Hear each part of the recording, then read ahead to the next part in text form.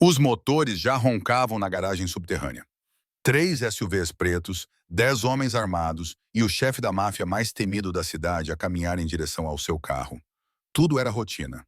Uma manhã tranquila, uma partida simples, até que uma menina com menos de 7 anos desceu a rampa a correr, descalça, sem fôlego, com os olhos arregalados de terror.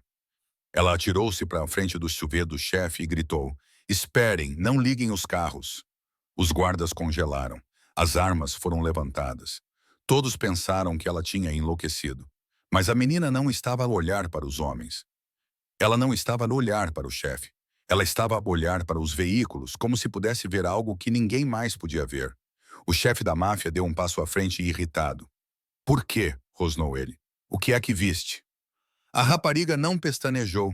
Em vez disso, apontou lentamente para a parte de baixo do SUV, com a mão a tremer enquanto sussurrava.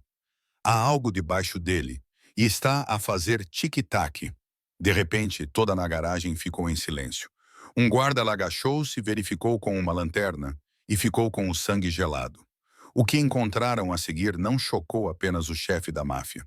Mudou toda a direção da guerra em que ele não sabia que já estava envolvido.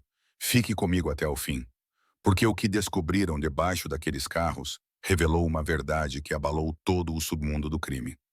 Antes de começarmos, vamos passar mais suas não se esqueça de gostar deste vídeo, subscrever e comentar de onde estava a assistir. Agora, vamos começar. Vincent Torino governava o Distrito Leste há 23 anos. O seu nome era sussurrado em becos, falado com reverência em salas de reuniões e nunca mencionado em público sem consequências. Aos 58 anos, ele se comportava com a autoridade silenciosa de um homem que nunca precisou levantar a voz para ser ouvido.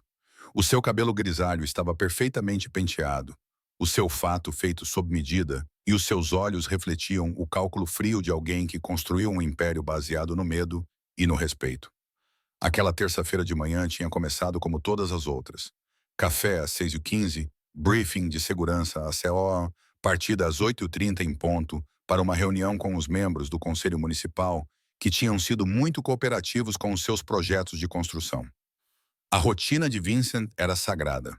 Padrões previsíveis mantinham-no vivo num mundo onde a imprevisibilidade geralmente significava a morte. A garagem subterrânea sob a sua cobertura era uma fortaleza. Paredes de betão armado, sensores de movimento, guardas armados posicionados em todas as entradas.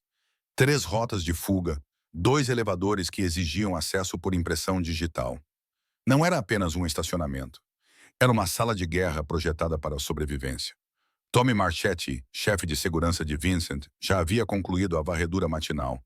Todos os veículos verificados, todos os cantos examinados, todas as sombras investigadas. O homem protegia Vincent há 8 anos, e a sua paranoia mantinha os dois vivos. Hoje não parecia diferente de qualquer outro dia. O motorista de Vincent, Carlo, tinha aquecido o SUV principal. O segundo veículo transportava 4 guarda-costas. O terceiro continha equipamento de apoio e pessoal adicional. Este comboio tinha feito a mesma viagem centenas de vezes sem incidentes. Mas hoje, algo estava diferente. A menina materializou-se como um fantasma. Num momento, a garagem estava vazia, exceto pela equipa de Vincent. No momento seguinte, ela estava lá, correndo pela rampa de concreto que levava ao nível da rua. Os seus pés estavam descalços, batendo contra o chão frio. O seu vestido estava rasgado e sujo. O seu cabelo escuro voava atrás dela enquanto corria com o desespero de alguém fugindo para salvar a vida. Os guardas de Vincent reagiram instantaneamente, sacando as armas e ativando os protocolos de segurança. Tommy colocou-se na frente do seu chefe com a mão indo em direção ao coldre. Mas a rapariga não estava armada. Ela não carregava nada, exceto o puro terror. Ela se jogou na frente do SUV de Vincent, com os braços abertos, respirando com tanta dificuldade que suas palavras saíam entre ofegos. "Por favor", disse ela, olhando diretamente para Vincent. "Não liguem os carros. Vocês não podem dirigi-los. Ainda não." A arma de Tommy estava quase fora do coldre quando Vincent levantou a mão. Algo nos olhos da criança o deteve. Não era o olhar selvagem e desfocado de alguém a ter um colapso nervoso. Eram olhos perspicazes, alertas e absolutamente certos. "Miúda, escolheste a garagem errada para brincar." disse Tommy, com uma voz que fazia homens adultos reconsiderarem as suas escolhas de vida. Afasta-te agora. Mas a menina não se mexeu. Em vez disso, encostou-se ainda mais ao soufflé, com as suas pequenas mãos apoiadas no metal preto. Há algo de errado, insistiu ela. Algo de mal. Eu vi-o a colocá-lo lá. Vincent estudou o rosto dela. No seu trabalho, aprende-se a ler as pessoas rapidamente. O medo era fácil de identificar. As mentiras eram geralmente óbvias, mas esta menina não demonstrava nenhum dos dois. Ela demonstrava conhecimento, e na experiência de Vincent, o conhecimento era a coisa mais perigosa de todas. Qual é o teu nome? Perguntou Vincent, aproximando-se. Sofia, sussurrou ela. Sofia, como é que vieste parar aqui? A rapariga apontou para a escada de emergência. A porta estava aberta. Eu estava escondida. Vi o homem com as ferramentas. Tommy e Vincent trocaram olhares. A escada de emergência exigia um cartão-chave. Nunca ficava aberta. Nunca. Que homem! A voz de Vincent estava mais baixa agora, mais concentrada. Os olhos de Sofia se voltaram para as sombras perto da parede oposta. Ele desceu depois que você saiu ontem. Ele tinha uma bolsa. Ele rastejou por baixo dos seus carros, todos os três. Ele ficou lá por muito tempo. Vincent sentiu algo frio no estômago. Ontem à noite, ele tinha participado num jantar com potenciais parceiros de negócios. A garagem ficou vazia por quase 4 horas. As imagens de segurança mostrariam qualquer intruso, mas Vincent estava a começar a suspeitar que quem quer que estivesse lá embaixo sabia exatamente como evitar as câmaras. Mostre-me, disse Vincent. Sofia apontou para o poço da roda dianteira do SUV da frente. Ali, ele colocou algo ali.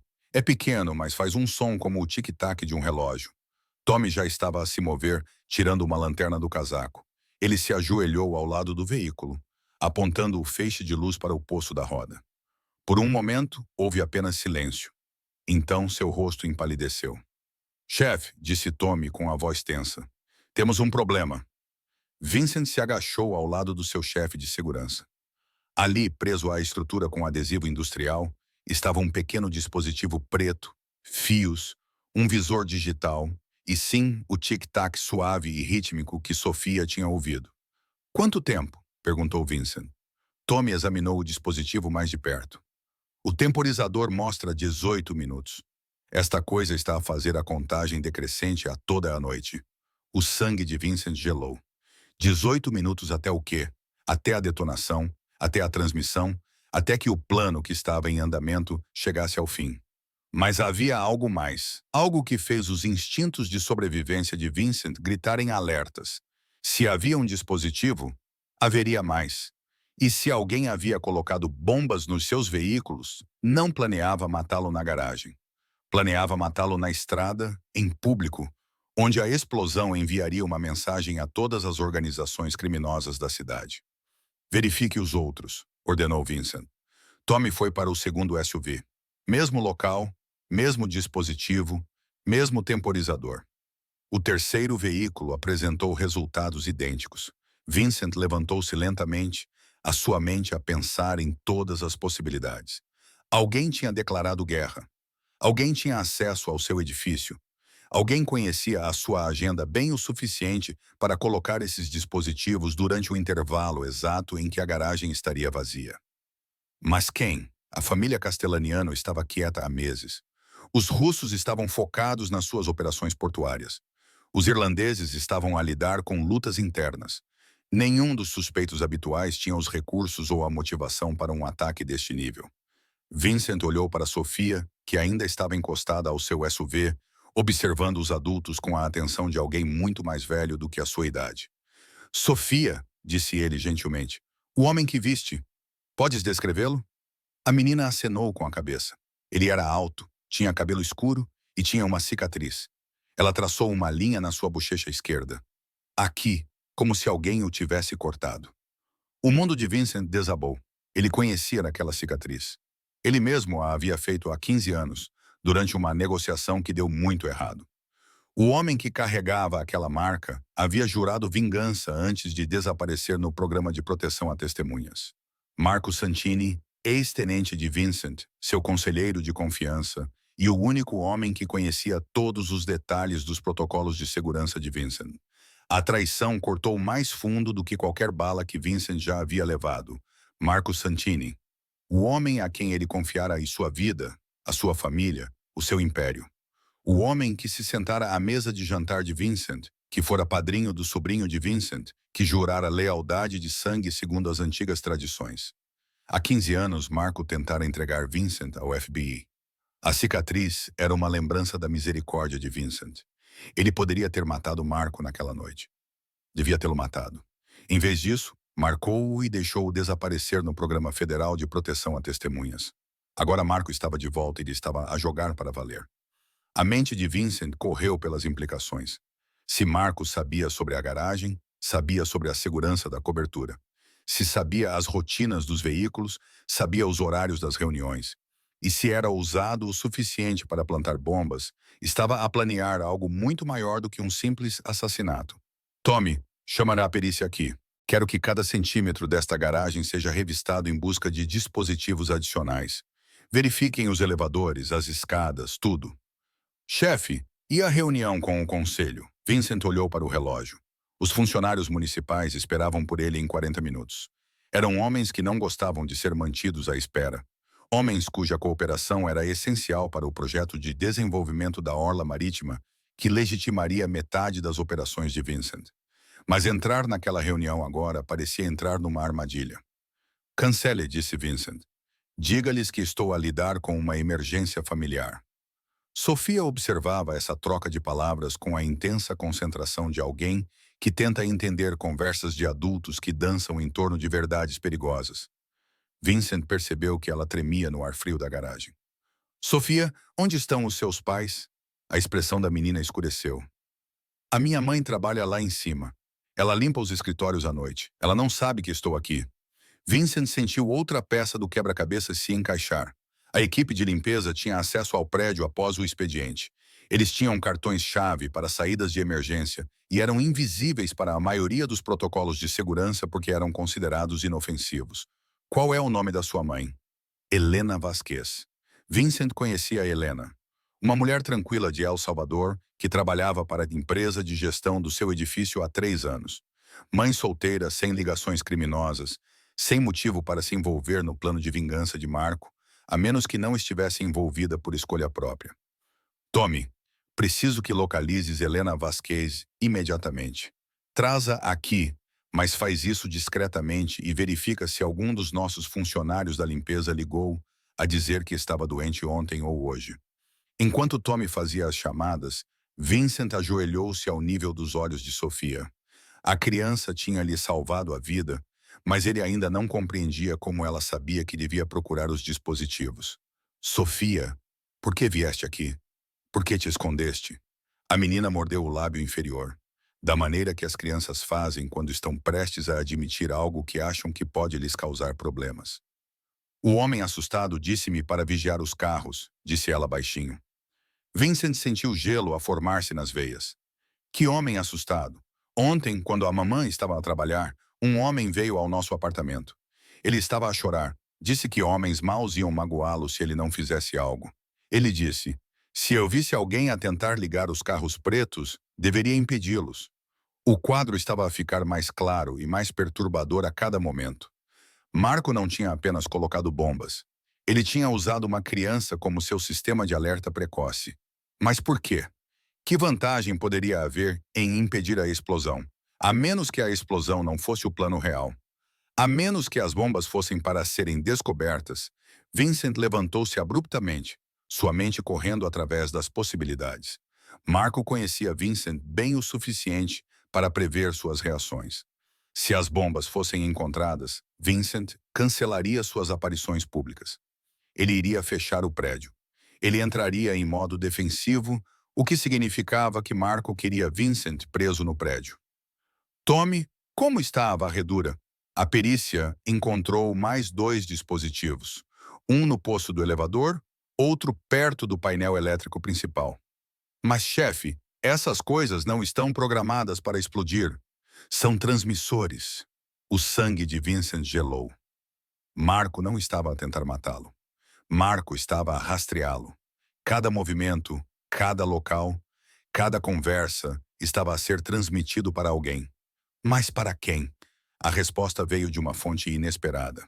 Sofia puxou o casaco de Vincent com os seus pequenos dedos insistentes. O homem assustado disse que a senhora do FBI viria hoje. Ele disse que ela perguntaria sobre os velhos tempos.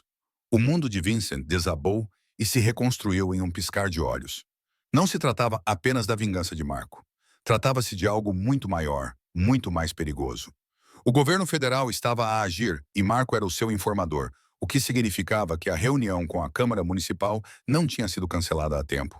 Os agentes federais provavelmente já estavam posicionados ao redor da Câmara Municipal, esperando que Vincent entrasse no que eles acreditavam ser uma prisão de rotina.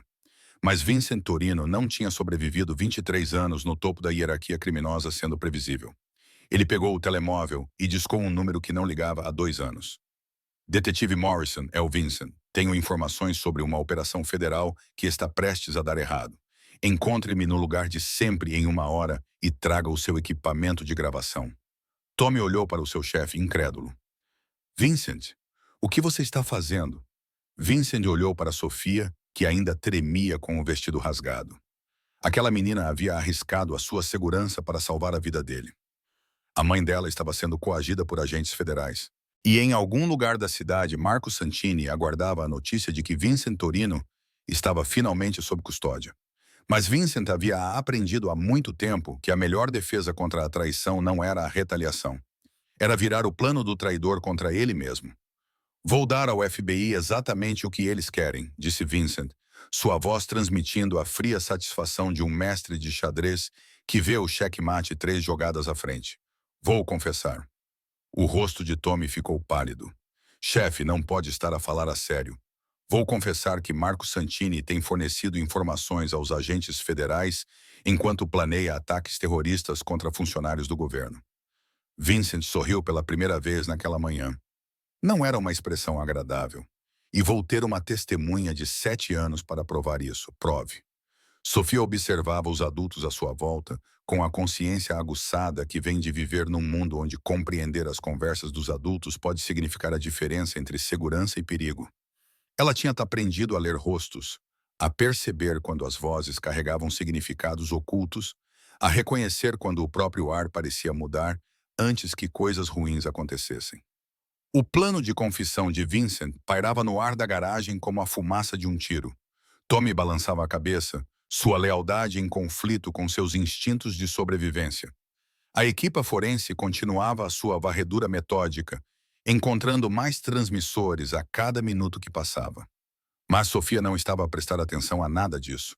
Ela observava as sombras perto da escada de emergência, as mesmas sombras onde se escondera ontem, enquanto o homem com cicatrizes trabalhava debaixo dos veículos, porque as sombras estavam a mover-se de forma estranha.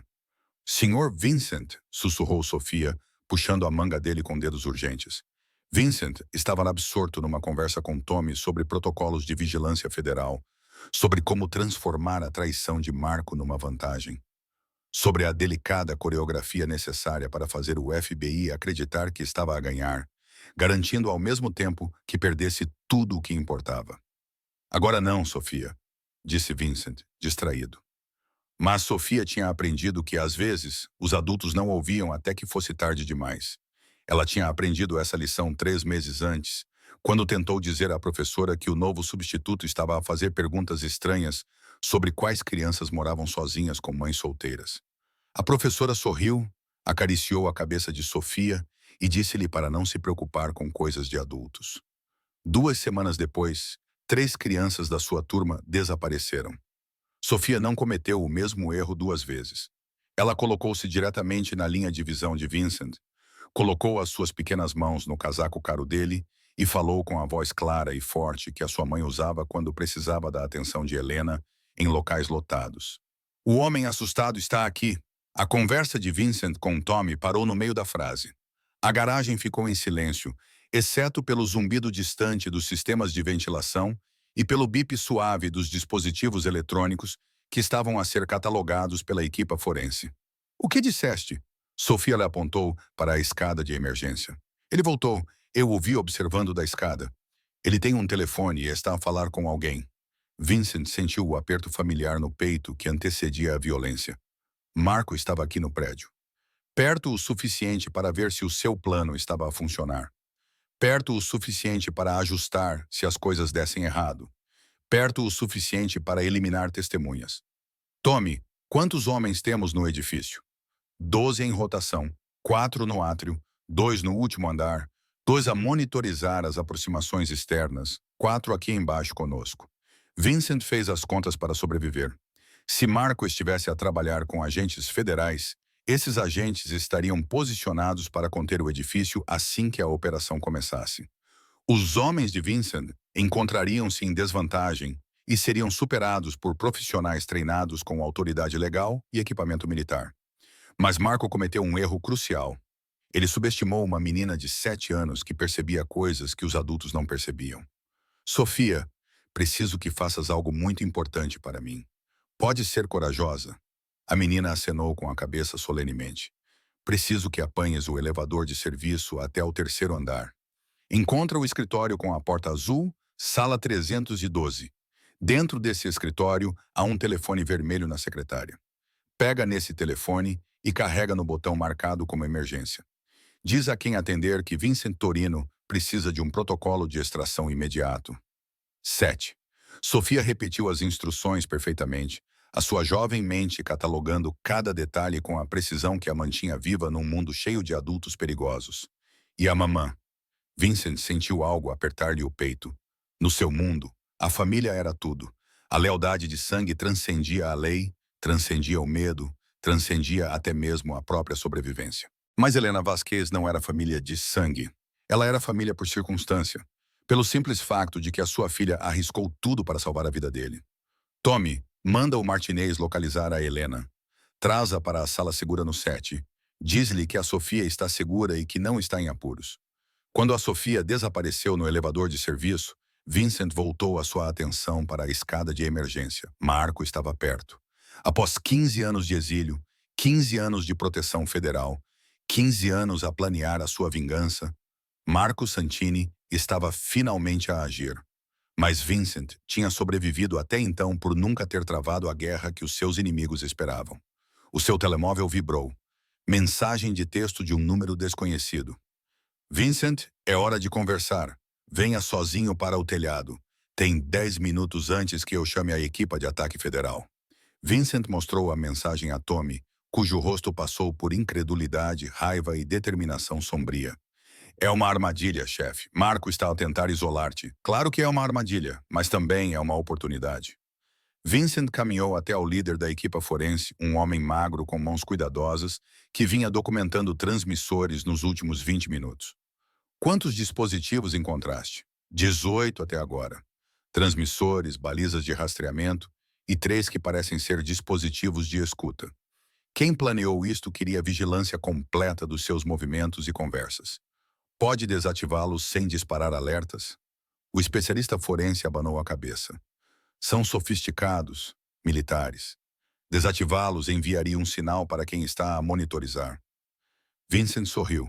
A mesma expressão fria que lhe rendeu a sua reputação nas salas de reuniões e becos da cidade. Perfeito.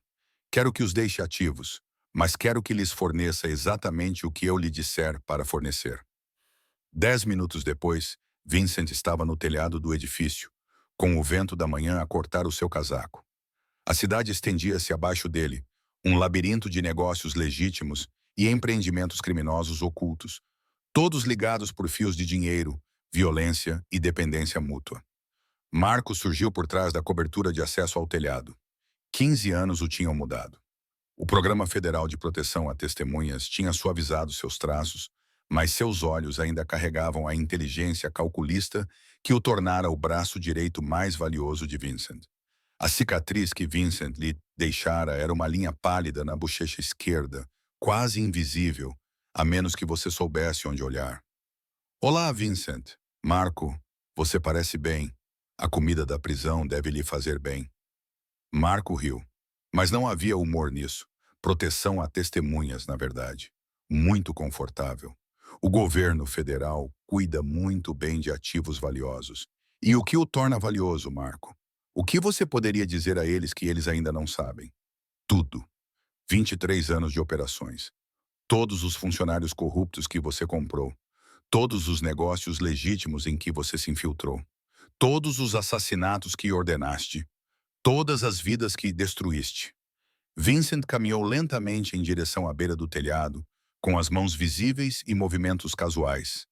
Abaixo, ele podia ver veículos federais sem identificação posicionados em pontos estratégicos ao redor do prédio. O plano de contingência de Marco já estava em ação. Sempre foste meticuloso, Marco, mas sempre perdeste a visão geral. Que visão geral? Vincent virou-se para o seu antigo tenente. Achas que isto é sobre justiça? Achas que és o herói desta história derrubando o chefe do crime, mas és apenas mais uma peça no tabuleiro? E nem sabes qual é o jogo que estamos realmente a jogar. A confiança de Marco vacilou por um momento.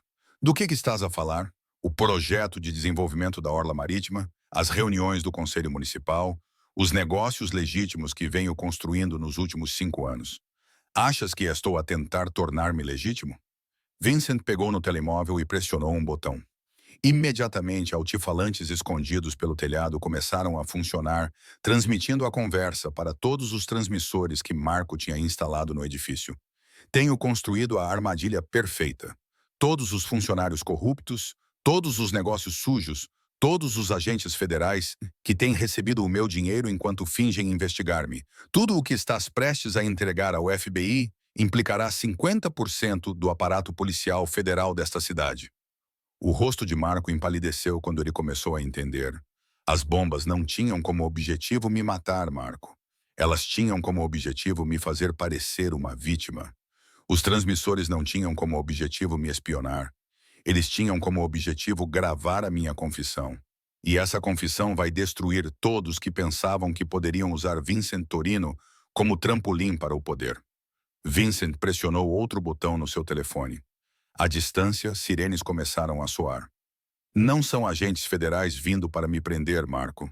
É a Polícia Estadual vindo para prender todos os agentes federais cujos nomes aparecem nos arquivos que venho construindo há 5 anos.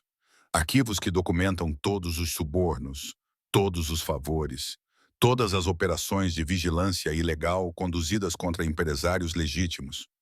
Marco deu um passo para trás, com a mão a mover-se em direção ao casaco. Estão a fazer bluff, estou? Sofia Vasquez, de 7 anos, gravou toda a nossa conversa com um equipamento que o senhor nem sabia que existia. A sua ameaça de eliminar testemunhas acaba de se tornar prova de tentativa de homicídio de uma criança. A mão de Marco congelou. Ao longe, as sirenes aproximavam-se. Eis o que vai acontecer, Marco. Vais descer essas escadas. Vais entregar-te ao detetive Morrison, que trabalha comigo há 2 anos para construir um caso contra a corrupção federal? E vais confessar que foste coagido a participar nesta operação por agentes que ameaçaram a tua família. Eu não tenho família. Vincent sorriu novamente. Agora tens. O governo federal deu-te uma nova identidade, Marco. Michael Santos, residente nos subúrbios de Chicago, casado com Linda, pai de 2 filhas gêmeas de 12 anos. As mesmas filhas que estão sob a minha proteção há 6 meses. O mundo de Marco desmoronou-se. Estás a mentir. Proteção, Marco, não ameaça. As tuas filhas estão seguras, bem cuidadas, completamente inconscientes de que o pai delas era um criminoso. Mas se você seguir em frente com esta operação federal, se entregar esses arquivos, Linda e as meninas descobrirão exatamente quem Michael Santos realmente é. Vincent caminhou em direção à porta de acesso ao telhado. Ou você pode ir embora, desaparecer de volta para o programa de proteção a testemunhas. Deixar que os agentes federais que o recrutaram assumam a culpa por sua operação de vigilância ilegal. Deixar que suas filhas continuem acreditando que seu pai é um vendedor de seguros. Ela havia fugido de El Salvador precisamente para escapar de situações em que homens armados apareciam inesperadamente no seu local de trabalho. Sofia, onde está a Sofia? Ela está segura. O Sr. Torino está a garantir isso, mas precisamos de levá-la para um local seguro. Enquanto caminhavam em direção ao elevador de serviço, Helena tentou processar o que estava a acontecer. Ela conhecia a reputação de Vincent Torino. Todos que trabalhavam no prédio conheciam. Mas ela também sabia que ele sempre fora respeitoso com a equipe de limpeza. Nunca deixou de pagá-los adequadamente. Nunca criou a atmosfera de medo que caracterizava outros empregadores em sua experiência.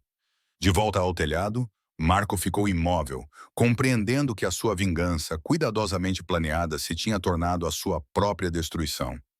Os agentes federais lá embaixo estavam prestes a descobrir que a sua operação tinha sido comprometida desde o início. As provas que esperavam recolher iriam, em vez disso, incriminá-los. O seu telemóvel vibrou. Uma mensagem da agente Sarah Chen, a sua supervisora federal. Relatório de situação. Está em posição? Marco olhou para a mensagem, sabendo que qualquer resposta seria gravada pelo equipamento de Vincent. Cada palavra que ele tinha dito, cada plano que tinha feito, cada ameaça que tinha feito era agora uma prova contra a operação federal que ele tinha sido recrutado para liderar. Ele respondeu: operação comprometida. Recomendo retirada imediata. A resposta veio rapidamente. Negativo. Prossiga como planeado. Temos autoridade operacional total.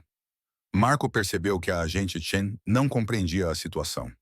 Ela acreditava que ainda se tratava de uma operação padrão contra o crime organizado. Ela não fazia ideia de que Vincent vinha construindo um caso contra a corrupção federal há anos, usando a operação de Marco como a prova final. Na garagem, Vincent revisou o relatório forense no seu telemóvel.